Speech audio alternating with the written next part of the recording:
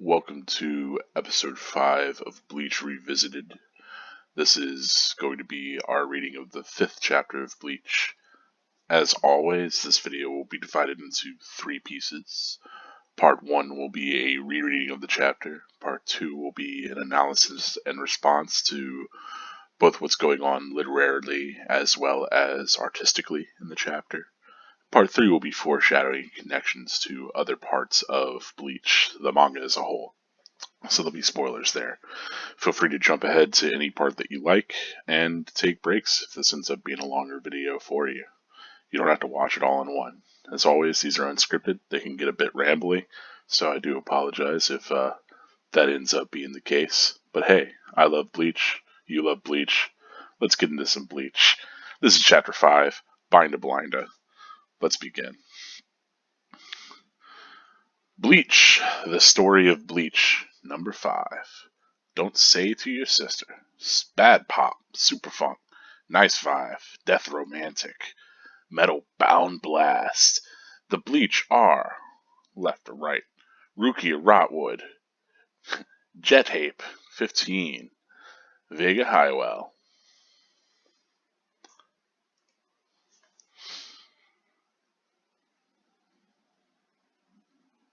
He's not attacking. Did my cut scare him? Please, just run away. Fat chance of that. Is that Tatsuki? She was at the wrong place at the wrong time. Someone else is lying over there? Oh, there's someone else lying over there. Who? Orihime! But she's standing behind me. Hey, I knew it! It's you, Ichigo! Why are you sulking like that? Why? What choice do I have? If anybody sees me dressed like this, I'm history. They'll haul me off to Movie Village. Fool. Do you think normal people can see a Soul Reaper? A Soul Reaper is a spiritual entity. You can only be seen by other spiritual entities. Then why? How can you see me? How? Isn't it obvious? She's a spirit. I'm sorry, but Orihime is already dead.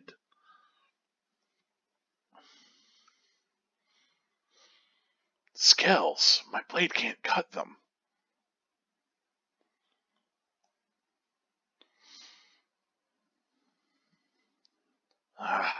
What's wrong? Enough. You talk tough, but you're far too slow. Isn't it so shocking that Orihime's soul has been forced from her body? Huh? Ichigo Kurosaki?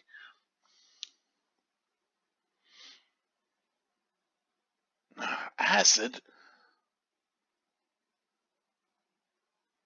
Ichigo! Ichigo!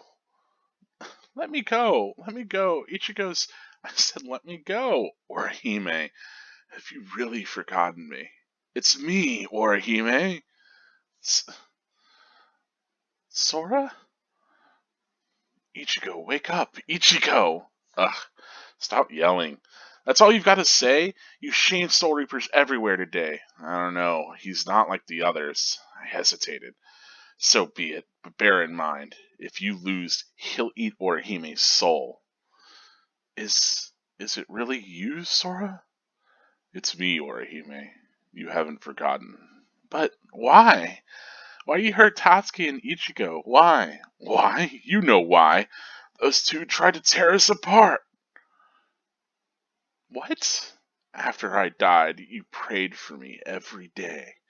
I watched you always. It made me happy. I was dead, but your prayers eased my suffering. But a year passed. You became friends with that girl. After that, you prayed for me less often. Then you entered high school, and Ichigo Kurosaki showed up, and you stopped praying for me altogether. At home, all you would talk to me about was Kurosaki. It hurt me. I saw myself fading a little more from your heart each day. No, Sora, that's not. I was so lonely. It was unbearable. Sometimes I just wanted to kill. Ichigo, come with me, Orihime. Come back to when it was just us two. Why? If you were lonely, you should have told me. Why do you have to hurt Ichigo and Tatsuki? Why, Sora? The brother I loved would never do something like this. I'll kill you. How do you think I became this thing? It was all your fault, little sister. I'll kill you. Kill you.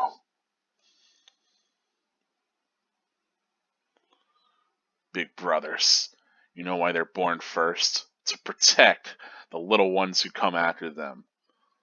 What kind of brother says he'll kill his own sister? Even a monster shouldn't say that.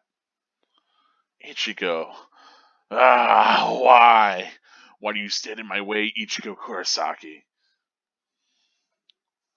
Ichigo, you fool. At least unlock the front door. That was Chapter 5 of Bleach. Your little Rukia, she's gonna climb up the pipes. I assume she is in her gi guy there. Still wearing the, everything. Anyway, let's go ahead and go back. That's, neat chapter. A lot of action. Well, I say a lot of action. A little bit of action. You get to see a fight with a hollow that doesn't just immediately end. So yeah, let's talk about this chapter a little bit more. Obviously, getting into this response and analysis, we start off immediately with the chapter, full page spread there for the chapter open, instead of having something that happens before it like we have in the previous chapters. I like all these kind of outfits. I don't know where, the idea of like Bleach being a band and it being like Rukia Rotwood, I don't know what Jet Ape 15, Vega Highwell. Now he's just pulling. Kubo's just pulling whatever he wants. But cool outfits nevertheless, as always. Don't think I have anything particular otherwise to say. Looks a little gorilla-y, Reminds me of that vibe. Here we have return to that scene that we were in before. Ichigo just having stopped Acidwire the Hollow, which we come to learn is Sora, Orihime's brother. But yeah, he's got a kind of neat design. Snake Man, chimeric.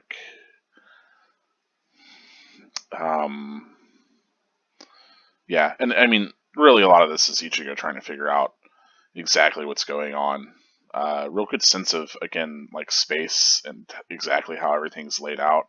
We have him looking to the right to where, of course, Tatsuki would be. Just neat stuff. Kind of curious, I guess Enraku was somewhere around here. Yeah, there's the calendar. Just spatially, kind of how this is all laid out. Anyway. Orihime's room pretty sparse. I guess she pulls futons out of the closet like a lot of people do. But yeah, he realizes that Orihime's body is separate from her spirit, which is connected to this chain, and then has this little flashback to remember about spiritual entities. And here, we get this kind of scratchy background, because if you remember, the full black background had been used for internalizations and imagination. So I think Kubo, aware of that, is well, I don't want this to be something that he imagined, trying to visually indicate maybe that this is a flashback rather than just pure internalization or something like that. Regardless, kind of interesting. We learn here, of course, that obviously Soul Reapers can only be seen by other spiritual entities. Ichigo was able to see Rukia because he had such high spiritual pressure. I guess demon. I don't know. Whatever, right? However they decide to translate that. But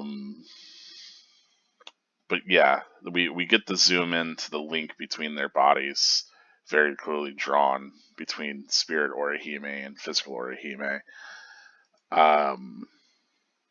And yes, to make it even more obvious, after we get that initial thing, we have homeboy Acidwire telling us, look, she's just a spirit.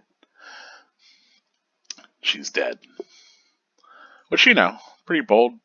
Kill off your maybe love interest character, chapter 4. Again, anticipatory into like right to left action. We get a lot of showing Acidwire as like this big dominating force, and Ichigo being like smaller and protective. I think that's kind of cool. There's he notes that he can't cut these skulls, but that changes throughout the chapter. Kind of an interesting note to make. But also he gets knocked out here from the side of the building, and he's able to just kind of skid across the bare air. So clearly, even though they were jumping on rooftops earlier, it seems as though they're capable of standing in the air. That being a spirit adheres you to different rules. But yeah, Acidwire, noting how slow Ichigo is, spits, his namesake, acid, over to Ichigo's hand, makes him drop his sword. All this is kind of interesting. This is like, I think, the first time that we're really getting these kind of diagonal paneling. I don't know, it's dynamic, but I don't know how much it exactly adds. But again, I think here, what's really important is really getting to see that, hollows can have a suite of different abilities. Like, this is the first that we see a hollow not just, physically trying to attack somebody, using acid instead. So that's a new pickup for us. But then also that he's strategic enough to attack Ichigo's hand, right? And knowing that Ichigo's not quick enough to dodge that out of the way. Maybe also his vision's impaired from the wound that he's gotten on his head. So he drops his sword, and then I love, that progression of dropping sword into kind of the shaded, this toned panel, like, danger's coming in, of course. Here we go, immediately getting slapped down, straight out of the air. It's a great, like, impact into reaction from impact. But Acidwire doesn't chase Ichigo, thankfully. He goes back after Orihime. And here, I like how defiant that she, like, she's trying her best. She's just, like, chewing on him. It obviously doesn't have very much effect. But yeah, sort of reveals his true identity, that he is, in fact, her brother. And, Rukia, we mentioned in the previous chapter, maybe she's starting to gain a little bit of respect for Ichigo, perhaps. But here she's back to berating him. Seeing that he shamed the Soul Reapers, so on and so forth. Obviously, he's still got a lot to learn. And again, it came up in the previous chapter, but like the whole idea of, you gotta just hit him in the head, right? Go for the instant kill. It's like, well, maybe it's because some of them might have scald or, difficult skin to cut through, like a harder hide or carapace of some sort.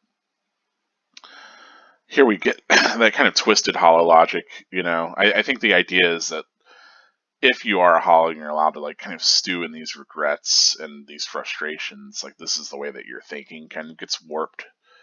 And so, you can't be happy for his sister for having moved on or anything like that. Like, he feels like she's being pulled further and further away from him. And regardless of the reason, no matter if it's, like, healthy or otherwise, he's going to blame her. And, maybe a commentary on the type of people that think like that those are the real monsters, right?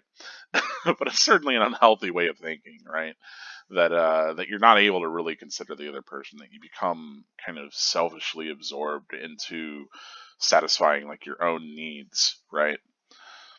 And that of course gets called out later. That he's, doesn't seem like that's what her brother would want, nor does it seem like a appropriately, sensible thing to think. I like that we do get a little bit of progression of Orihime from having, shorter hair to kind of shoulder length and longer. Tatsuki becoming friends with her about a year after. So he passed, I think 3 years ago, if I'm remembering correctly. So 2 years ago, Orihime and Tatsuki become friends, which if they're in high school and they're 15, I suppose that would be just before high school. I don't know exactly how the Japanese school system splits things out. Anyway, yeah, then she entered high school. Makes sense. Yep, Ichigo, they started going to the same high school. I assume that because Ichigo's been here and worked at that clinic, that he has kind of always been in town. They just didn't know each other until high school happened. And then, hey, you're in the same classes, going to the same school. She became kind of more enamored with him, obviously talking about him a lot at home. Yeah, so on and so forth. So we get a little bit of progression of Orihime's life and her personal relationships here, as well as kind of dedicating this space towards how much Sora, or Moro or Acidwire, has been taking this personally. Yeah. But yeah, hollows are these really terrible, lonely, vengeant spirits. Here we get a little bit of that. Obviously our focus is supposed to be on how horrific he looks, but then there's surprise Ichigo. But a little bit less detail because our focus is supposed to maybe be a little bit more over here as we're reading this right to left. The less focus gives us time to maybe just quickly realize, hey, Ichigo's jumping back up, and here we go, we have action, or maybe even a reaction shot. As, again, we were expecting maybe Ichigo to do the attacking here, be on the assault, but instead we get the inverse of that, right? So instead of a right to left action that might be coming in, we get this left to right antagonistic kind of response, this reproach, as Ichigo is knocked aside. I don't know exactly, come with me. I mean, I guess being dead together, right? Being hollows together, consuming her soul. That's what Rukia said usually happens. So it's playing out exactly how she said it would be. But yeah, Orihime rightly calls him out. She, of course, it's not the right thing to say against this hollow, but it is right to call him out. That is not what her brother would have done. Clearly, his logic's been twisted. And he's decided that he's going to kill her, crush her, destroy her. I mean, that was always the plan, right? And I think, just seeing that, that's what, even though this he's skilled, he has harder defense, that steals Ichigo's resolve enough to pretty much cut him into pieces, right? So cuts off his hand right there, slices his tail and body into several pieces. And then we get, another pretty fantastic bit of Ichigo dialogue where he really establishes himself as this protectorate, as, he is this older brother himself.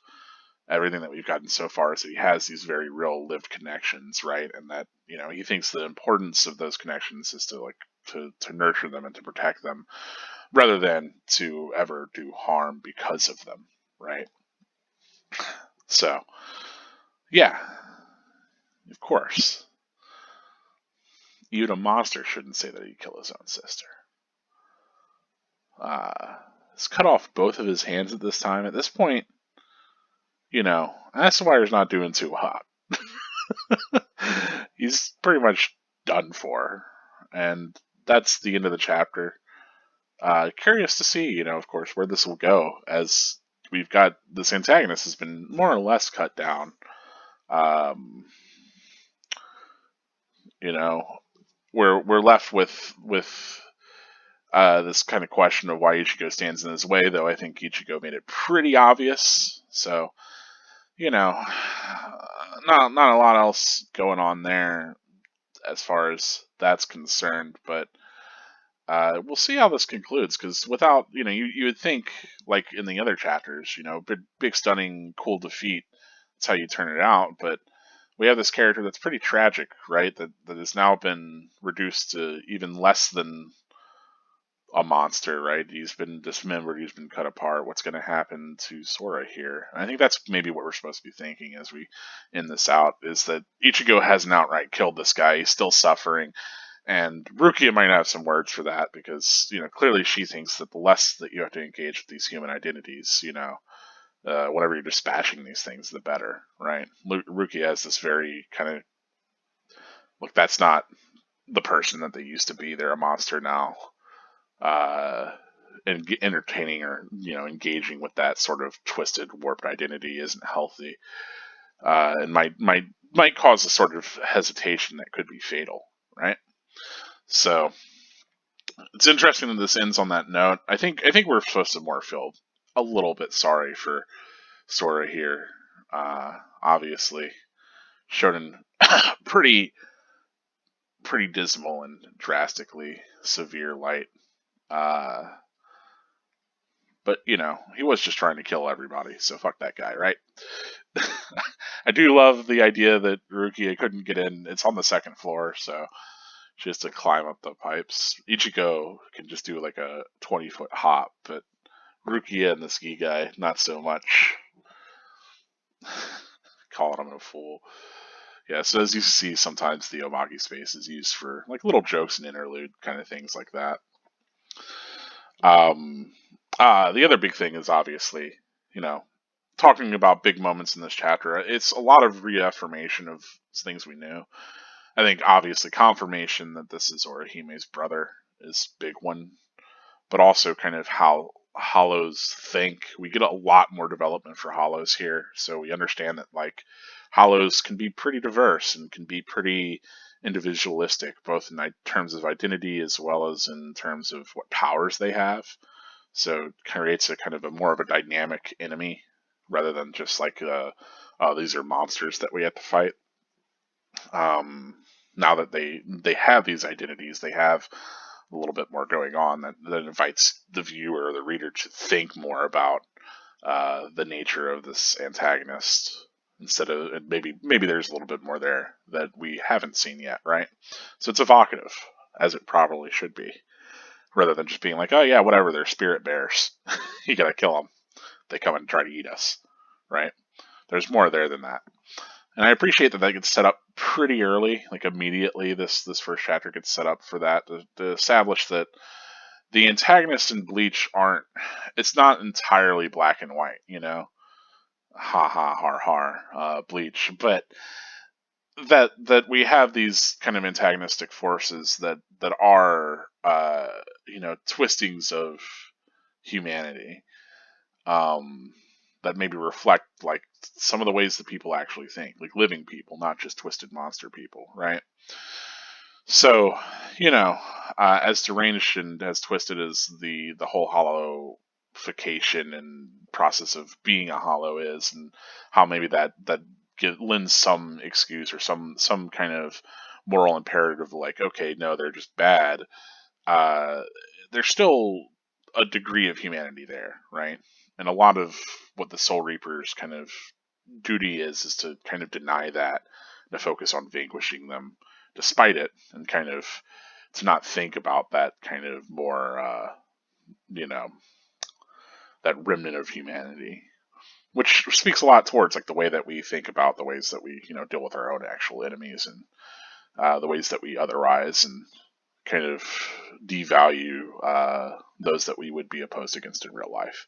So, a little bit of kindling of that philosophy, a little bit of that too.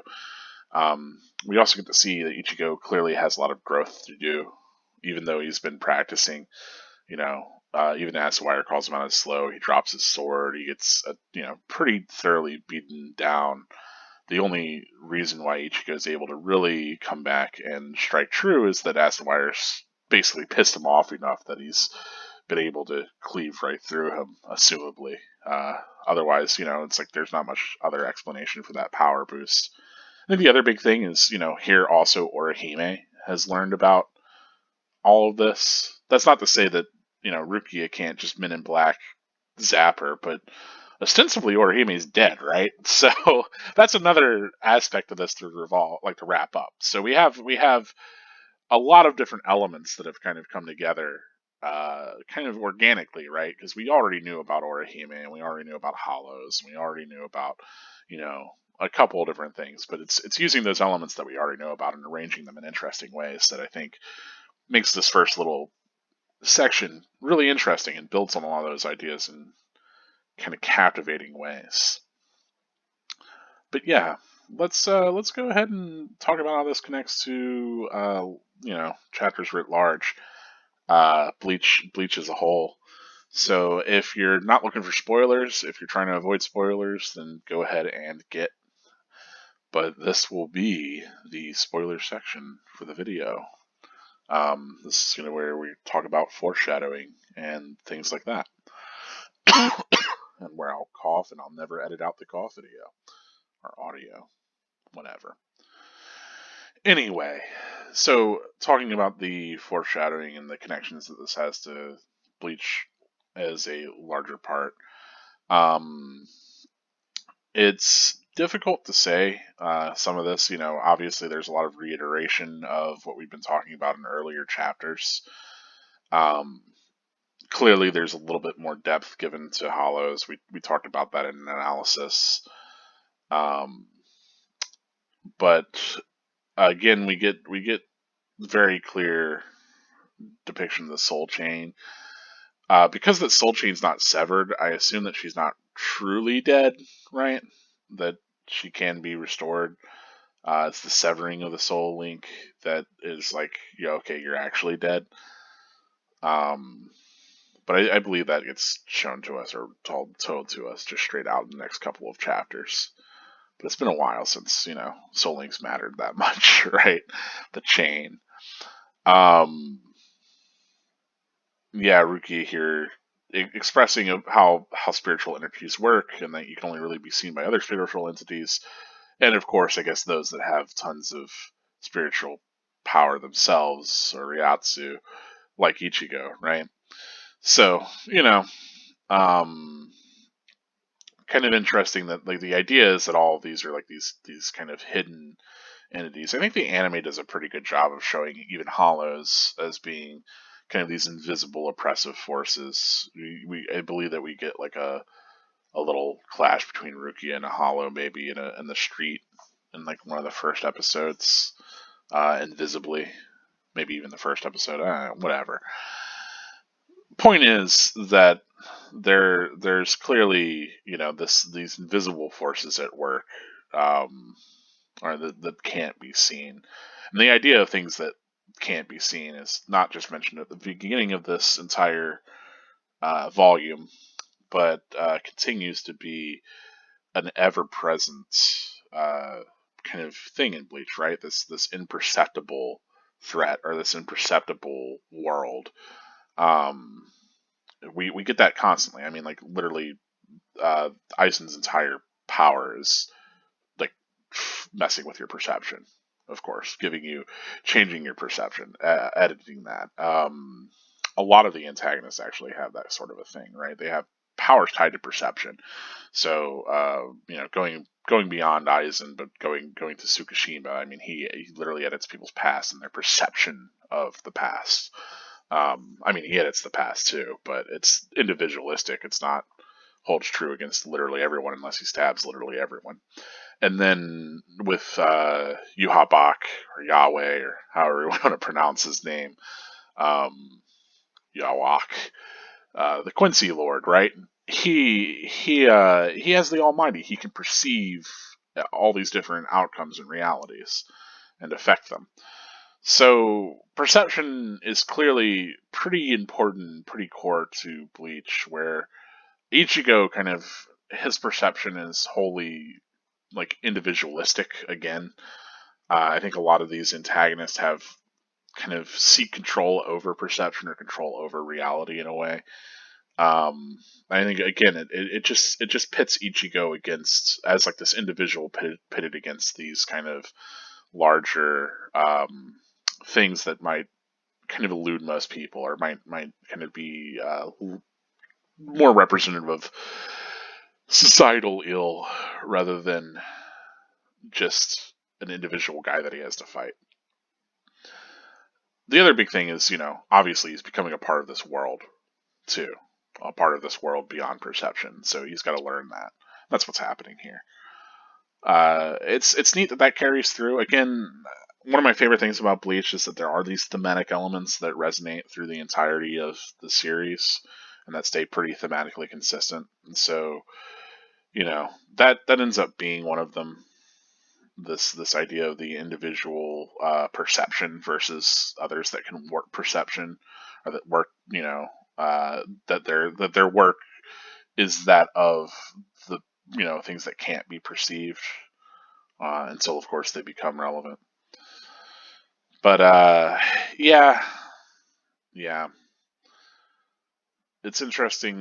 We get Acidwire kind of teaching Ichigo a little bit. Here we get his scales. I think later, I believe that the hollow ability to have harder skin is Hiero. Could be wrong. Could be misremembering that. But it's interesting here that we still get this idea of like hollows having like a harder skin to cut through, right? And here it's just like, oh yeah, it's scales. That's why.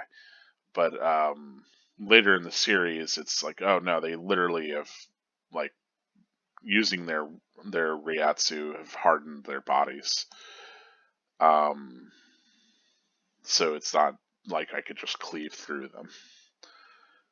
And again, a little bit of flight, interestingly, because I do believe that flight ends up being an important thing and like these kind of techniques, but here Ichigo's kind of naturally skidding across the air in a moment where he needs to. So that's cute. I didn't ever read that as like, naturally being that Soul Reapers kind of stand in the air, maybe more of a technique, but here it is.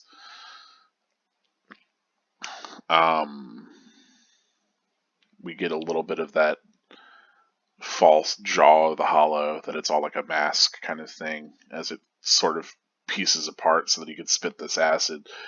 I think it's also kind of interesting that it hits his hand and his sword falls. We get a lot of Ichigo like dropping his weapon early on, or like a lot of like, Ichigo, an imagery of him having some sort of chain to his weapon, right?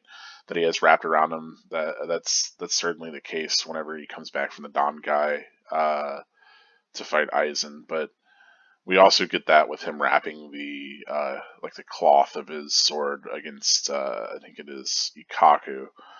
So it's interesting that that's a little bit of imagery that comes up like as we go forward, that Ichigo ends up having kind of a sword that he has to tie to him to hold close.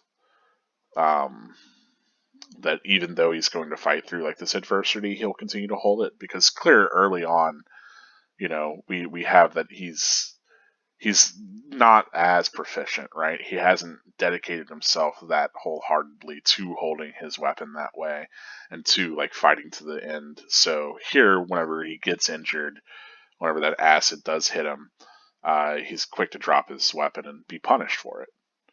And also for Rukia to give him a really hard time. And I think to an extent he internalizes that. That gets represented later in his powers, that he's moved away from being the kind of person who would drop his weapon. Orihime trying to bite through his hands and having no luck.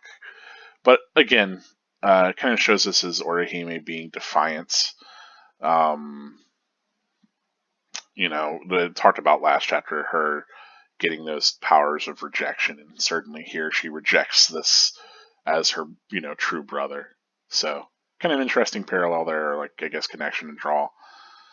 Rukia absolutely certain that yes, Orihime will get eaten. Shame Soul Reapers everywhere today. But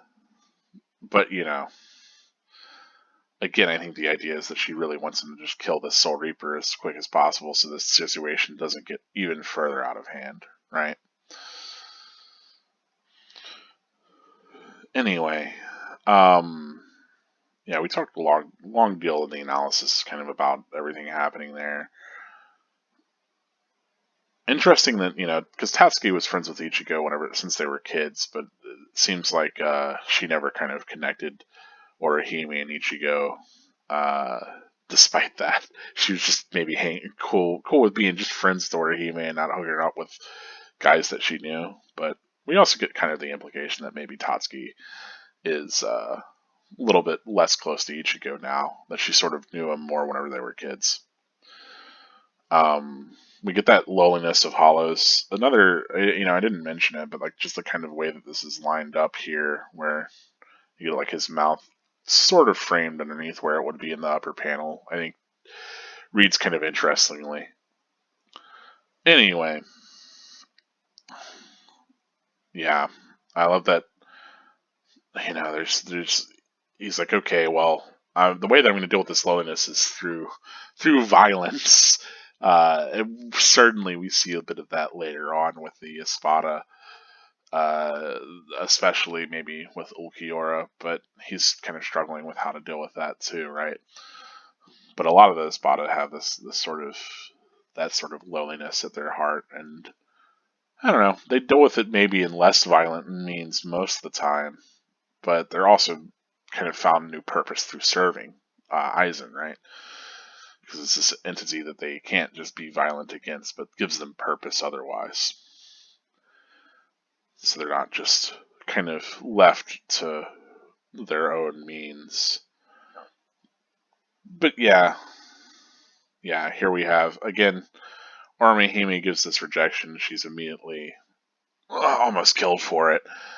But I think here, despite him having the scales, Ichigo being able to clearly cut through his arms as well as his entire body is speaks towards not they're not maybe being so much like a hard and fast, like, okay, well, he's got these scales, you can't cut through them, you have to figure out another way, and more that like the person's actual resolve and like their mental state affects their powers as a Soul Reaper. So, clearly he has a keener edge whenever he is more fiercely involved in this conflict.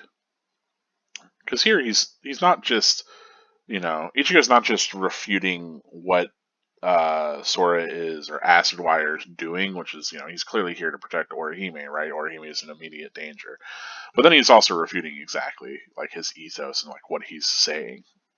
So interesting there that like as Ichigo has an enemy that he can stand against both ethically as well as, in a moment of protecting somebody else, that seems to literally give him power, right?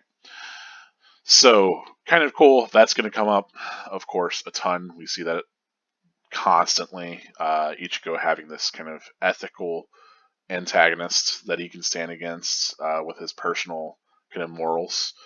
Obviously, that's going to be the whole case with Renji and Byakuya, but then tends to be the case moving forward as well, where Ichigo and the world that he's trying to protect, as well as the people he's trying to protect, those end up coinciding.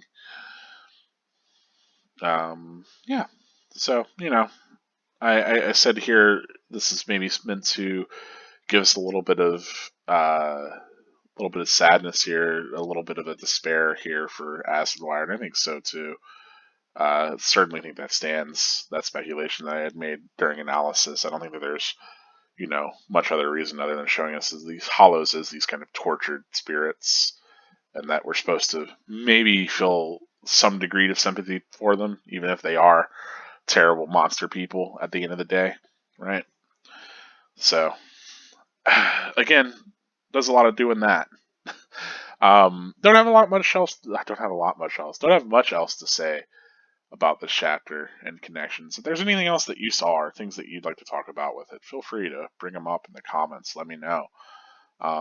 As always, I'm really interested to see what other people think, both about my takes and the connections I'm making, but also things that they might have noticed, connections that they might have made. I'm not going to catch everything. I'm interested in what you have to say as well. So yeah, go ahead and let me know if you liked any of this, or if I pointed out anything that you might not have been aware of. Feel free to give the video a like, as clearly I'm helping you engage with this series in a way that maybe you didn't before.